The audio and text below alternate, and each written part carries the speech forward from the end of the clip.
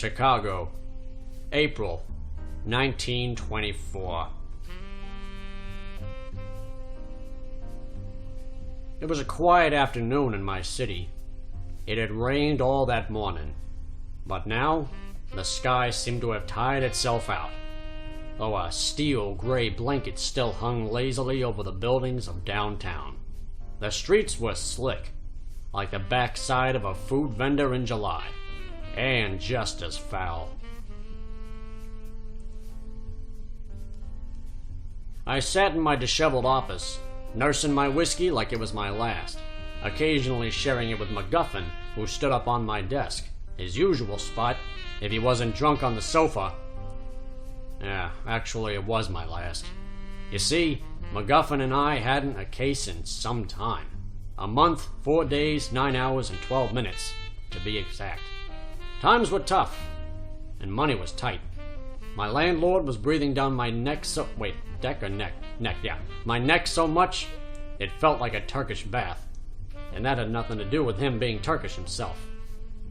Mac and I were living off of whiskey and mustard sandwiches for the last 2 weeks, and we were all out of mustard. That's when Lady Luck decided to walk through my door. At least, that's what I thought at the time. "Come in," I called, not really sure what I was inviting in, but I was desperate for a job. The door unlocked, and in walked the Dame.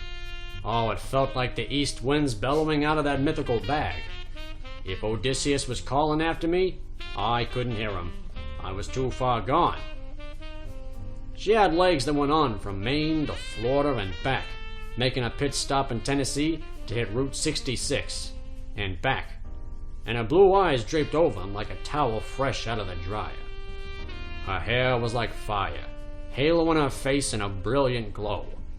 What I'm trying to say is, this lady was not bad in the face.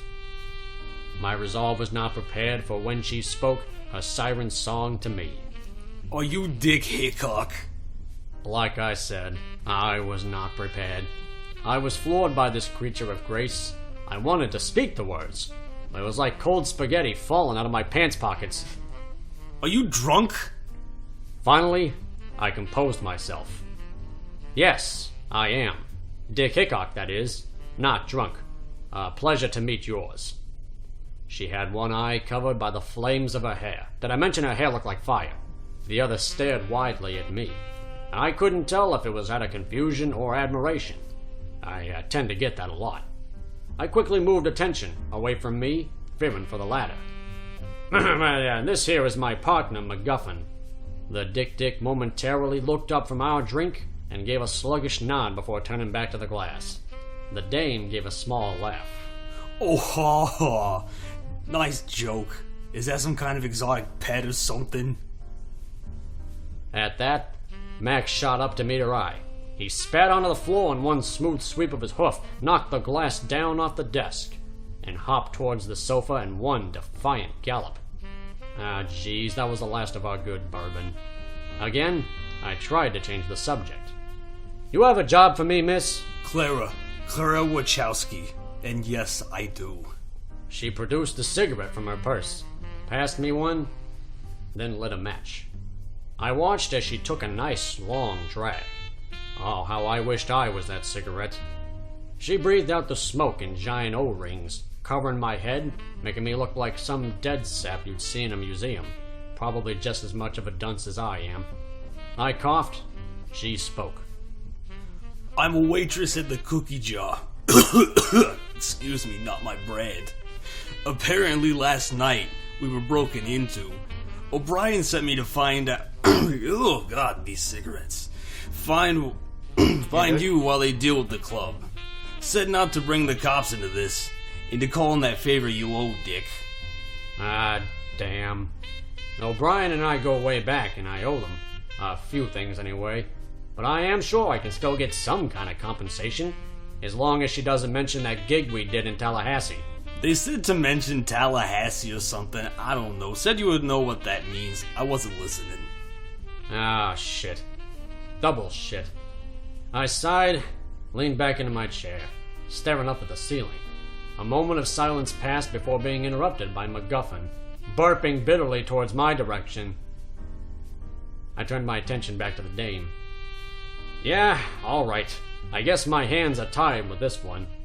So, what exactly was stolen, Miss Wachowski? O'Brien's personal safe. They didn't even touch the club safe, or anything else in there for that matter. Interesting. Someone must have known exactly what to go for. Alright, Miss Wachowski, tell O'Brien my debt is paid and we can forget about that Tallahassee gig. I got a guy who knows things on the streets. If a job goes down, he's heard about it. So once I check with him, I'll swing by the club. She gave me a small smile and a big green eye lit up. If that's all it took to have a woman like her looking at a schmuck like me, I'd work the rest of my mortal days for free. Thank you, Dick. Please, call me Dick. The sun sat behind the clouds as I walked the streets of town. The smell of desperation ran thick, and not even the rain could wash away the blood that filled these streets. Like that feeling you get when you see a really fat guy sweating in December, and you want to just go up to him and wipe his blubbery jowls off because he got too much mayo on his lips, and that hoagie is only a quarter done, so you know there's no hope. I finally came to my meeting spot, just behind a dive called Mulligan's. Yeah, Mulligan's. This city sure needs a few of those. But then again, don't we all? Here I found my man. They call him Jimmy the Peanut, though I don't think anybody knew why.